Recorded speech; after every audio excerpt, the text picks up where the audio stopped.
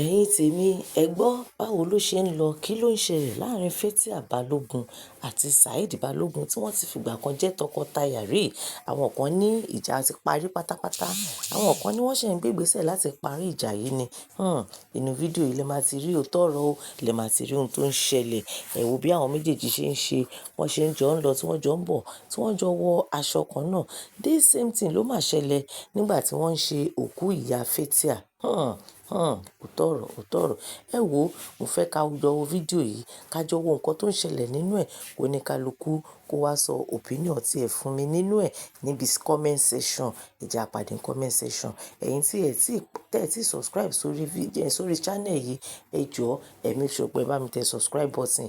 Ọwọ́ tẹ fi ń subscribe yẹn, ẹ ní fi gbọ́ ọmọ sí. Ọwọ́ tẹ fi ń comment, tẹ fi ń share, tẹ fi ń like, ẹ ní fi gba lẹ́tà ìbànújẹ́, ẹ ní fi gbọ́ ọmọ sí, ẹ ní fi rí wàhálà, ẹ ní fi rí dànù. Nǹkan rí, nǹkan ayọ̀ lẹ máa fọwọ́ yín ṣe lágbára Ọlọ́run. Ẹ ṣé púpọ̀. Ẹ̀sùn sọ̀rọ̀. Ayé sáǹsì wà bẹ́ẹ̀ náà. Where is his mouth?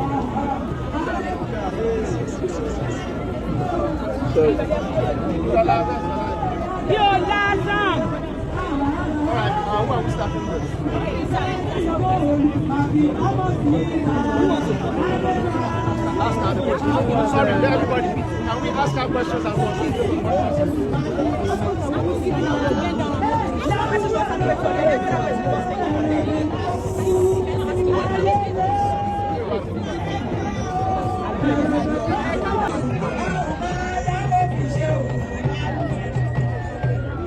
Nítorí Balogun, ẹ máa sọ pé nìbàdàn tí wọ́n owó náà fi ìhun ṣòkè. Nìbàdàn tí wọ́n owó náà fi ìhun. Ẹni tí olówó kò lè gbé bàdàn. Ọmọ oríkì nìbàdàn tí wọ́n owó náà fi ìhun ṣòkè. Ọmọ Ìbàdàn nìbàdàn tí owó náà fi ìhun ṣòkè. Ẹni tí olówó kò lè gbé bàdàn.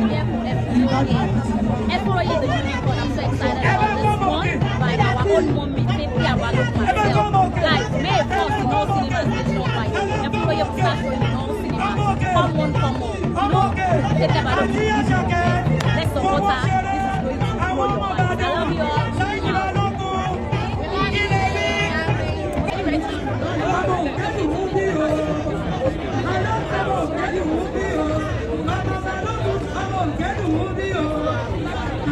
Iyawo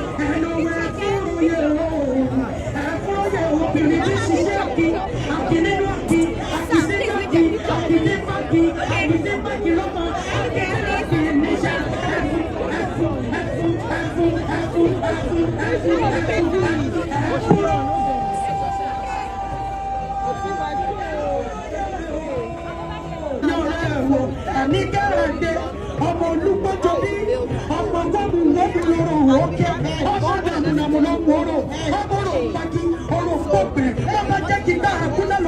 ìfẹjọmọ ọnà ewúrẹ́ gbà olùjọjà rí ẹgbà ọmọ olówó òsì ọmọ akífẹ bẹsẹrọ ọmọ nẹkọọ ọmọ àrẹmẹta lọjà wọn pa ọpẹta lọ́wọ́ òbí ọmọ ogun nílẹ̀ ọ̀pọ̀lọpọ̀ ẹmọ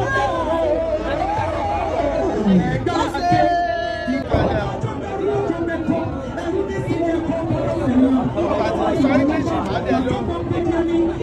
How are you? Nice to meet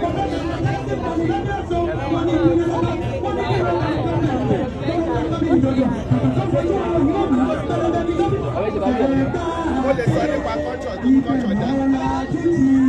wọ́n ta dáyé báyìí adéyé ayé apájú tẹ̀ ẹ bá wá sọ̀rọ̀ nípa ìfúróyè tí ó lọ fún àwọn àtàwọn sókè nǹkan tí ó ṣe máa wọ it's a fantastic ọ̀yà máa bọ̀ wọ́yè bẹ́ẹ̀ ìfúróyè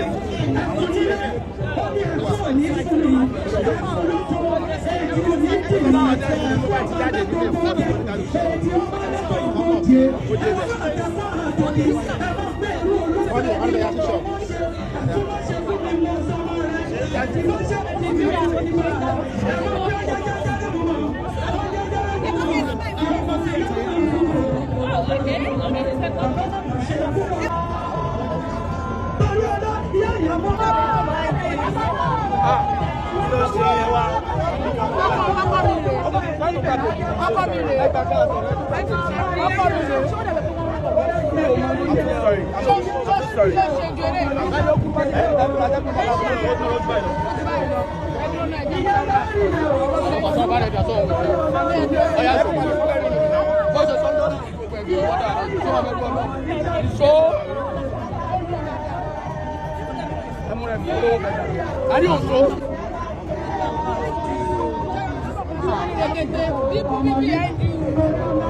Hey, come say something. Tell them. May 1st. Let them come and watch Afraid the Unicorn. Say something. Man, is this?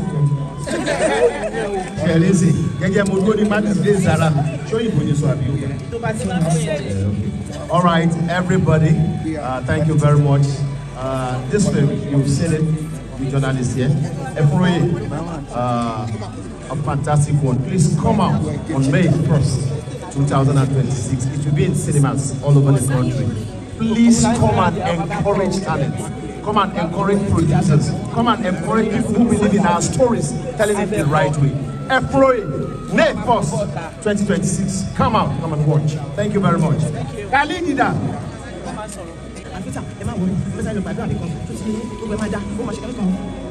My new mother, I'm happy for her. Iyawo, thank you so much. We fight every day. We fight, yes. But you know inside you that I love you. So thank you always. Thank you so much. Thank you for all your job. And I want to also say thank you to someone that is not here today. He calls me every day. Latif, wherever you are with your wife, God will continue to bless you. Amen. You will never lack. Okay, no, Mama, Lord, inshallah. Who else is? Thank you to my son. Oshiyokomi. Thank you. Lidro. Energy Good evening, everybody. God bless you. I just want to tell everyone out there, please come May 1st. I want us to show all the support, all the love that we can. This woman right here, she's very, very strong. I remember when I used to call her when she was shooting, she's always tired. She go back, she was black. I don't recognize her again. Please, all the support that I can give to my love, my friend, come from our way. Let's go out to the cinema play first. Where's Jamal? Jamal. Where's Jamal? Jamal. Come. Thank you, Jamal. God bless you. Let's say something. Say something, Jamal. I'm also.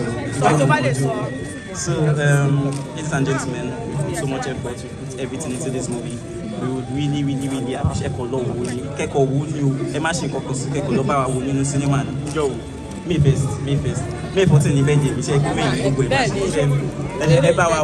my birthday gift, please do that for me. Thank you very much. I appreciate everybody, the cast and crew that sacrificed everything to be here. Thank you so much. Thank you, ma. Thank you. Thank you, everyone. After party outside, thank you so much. To all the press, thank you for coming. God bless you. Let's go.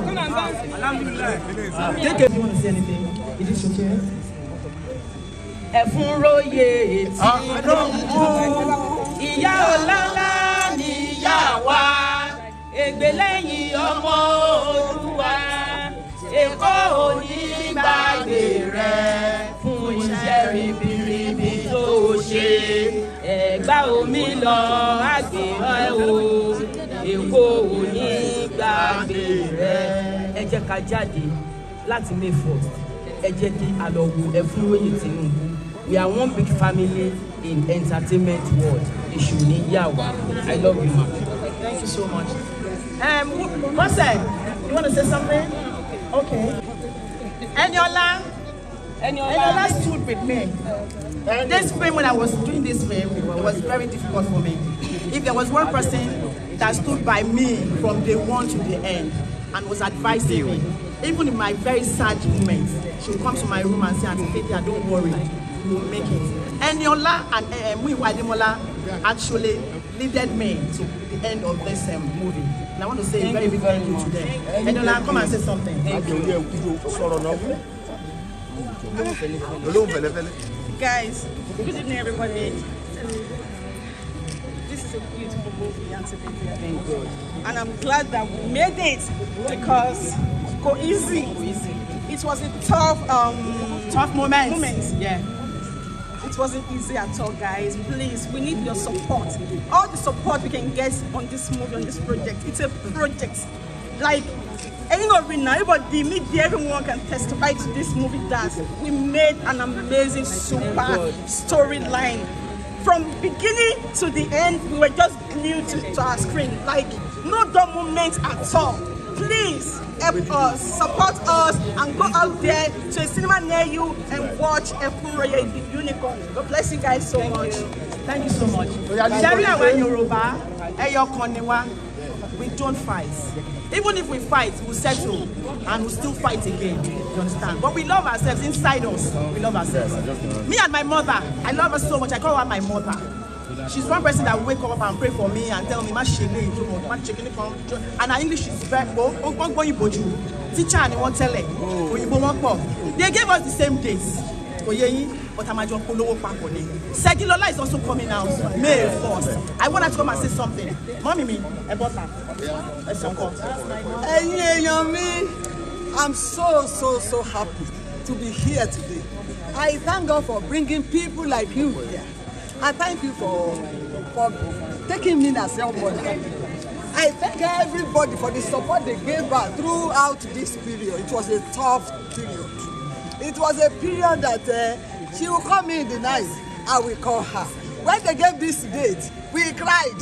I said nothing. What God has joined together, let no movie put asunder. And that's why I am calling everybody to come out. Come 1st of May. Come out and watch this hilarious movie. Tell me about the film, Momo. Momo film, Momo, where film do? Aramim Bumashoni. Timbawo film, 15 minutes, what is so. But I did sleep throughout. This movie, we move. And God Almighty will be with every one of you. Enjoy our store. Tell a friend to tell a friend. Let them come out and watch this movie. God bless you. We will make money. Don't worry, my daughter. Don't worry. We are going to make money. Amen. In the mighty name of Jesus. Thank you all. Thank you, everyone. If I don't allow one person to talk, I won't be happy because she has been on this journey with me, praying and praying. Even today, she said,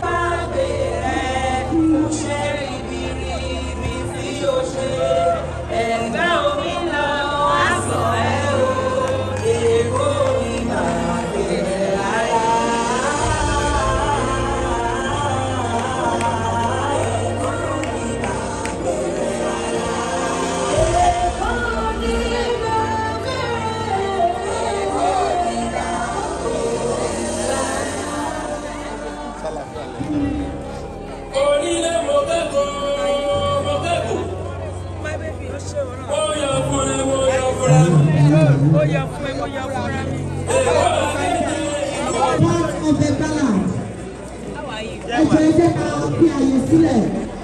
Mama Chief Mrs. Fakolade, Iyawo, thank you very much for honoring culture once again. Our dear father, Alhaji Adesoya, MC Mama, thank you very much for coming. Before we have the cast and the crew,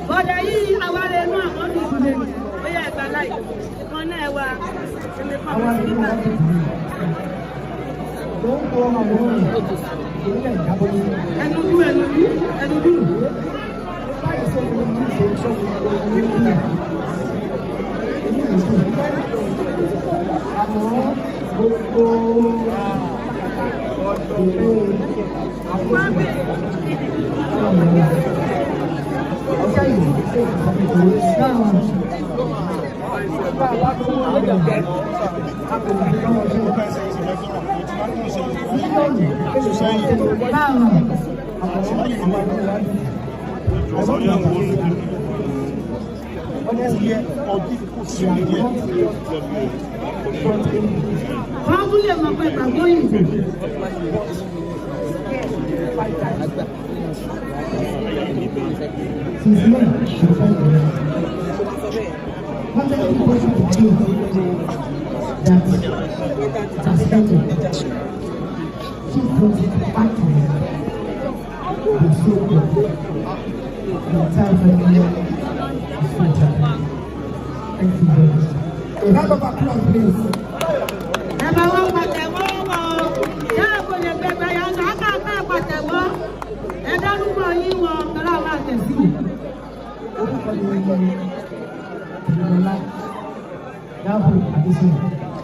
I am the court-appointed secretary to the board of all late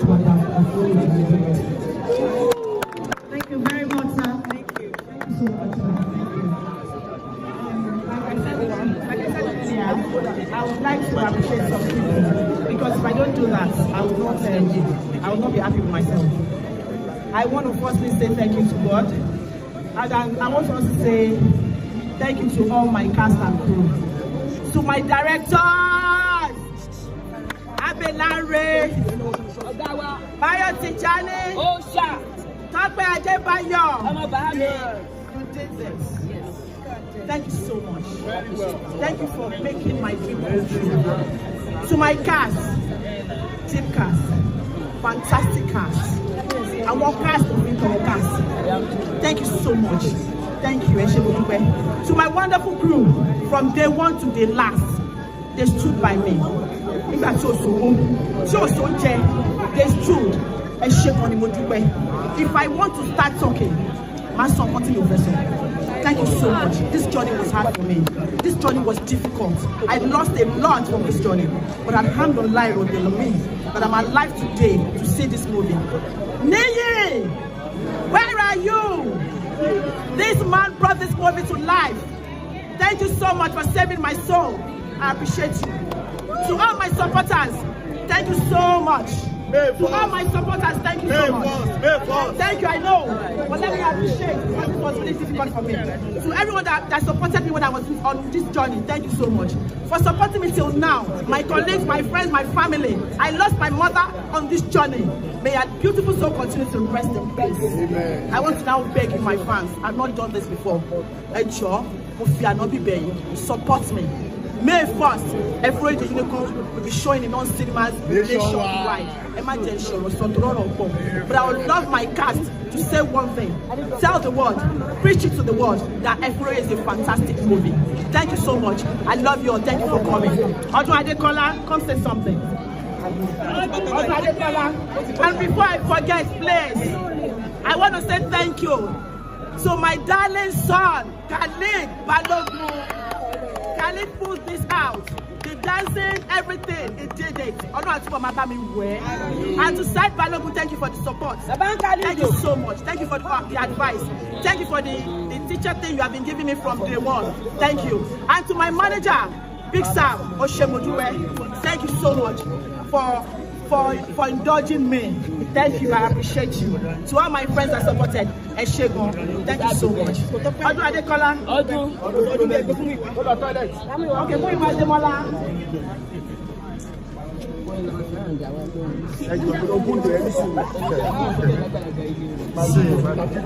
When you wrong me again, you only buy jam. Guys, this is an amazing film. Congratulations, Faithia. Please, let's put our hands together once again. This is a beautiful film, okay? From the beginning till the end. Yaki.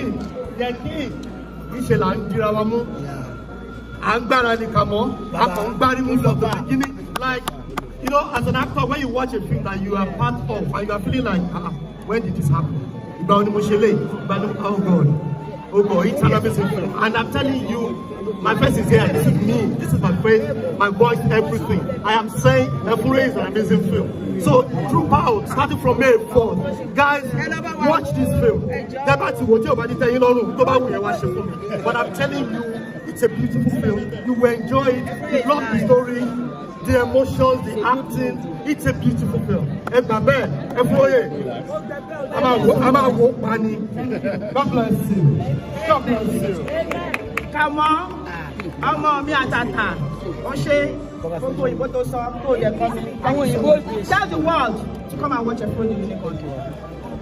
Ladies and gentlemen, we call our mama Faithia Balogun to her for a lot of reasons. Ladies and gentlemen, Faithia is one of the best films I've seen ever. Guys, you need to watch this. From May 1st, go to any cinema near you and watch it. Faithia the Unicorn by our late child, Faithia Balogun. What's your kidney? Thank you. Say something to the world. First of all, as you have seen, Faithia is an amazing film. Everybody on set put a lot of hard work to do that film, you know, to get it right, to make sure that you're entertained and you're educated, right? Please tell everyone that you know Faithia is coming out in cinemas on the 1st of May. Sold out this week, and for the rest of the time it's in cinema. Yes, please, ladies and gentlemen, come out and support us. Faithia is an amazing film. End of sentence. End of sentence. Thank you so much. Where's my director? Before me and Saheed says anything. Angbabe! Where are you? Say something, my director. My boss, Ogami. Thank God for the success of the production. And actually, we just did that film. But it will not be successful till then. If you wait for the government of the coming cinema on the May 1st, it will start showing on May 1st. And please, let's tell friends, family, and everybody to come and watch. We have seen it tonight. Faithia, everyone says, and we have seen it. And then to whether to how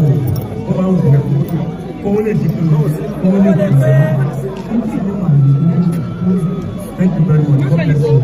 Thank you so much. Omalaya, say something. The person who need to help out.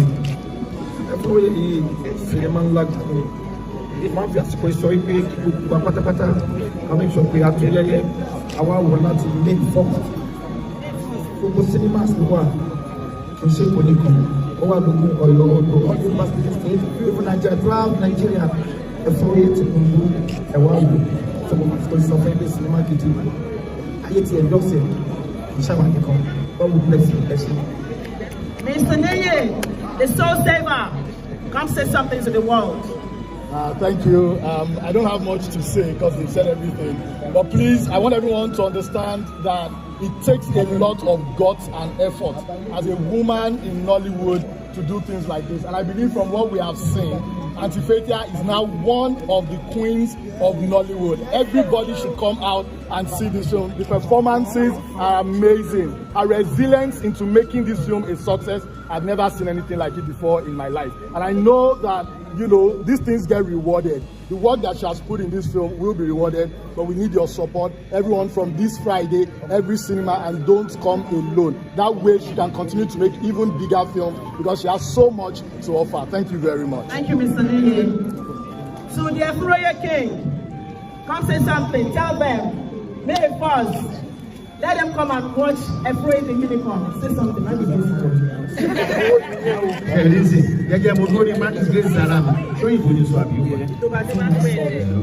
All right, everybody, thank you very much.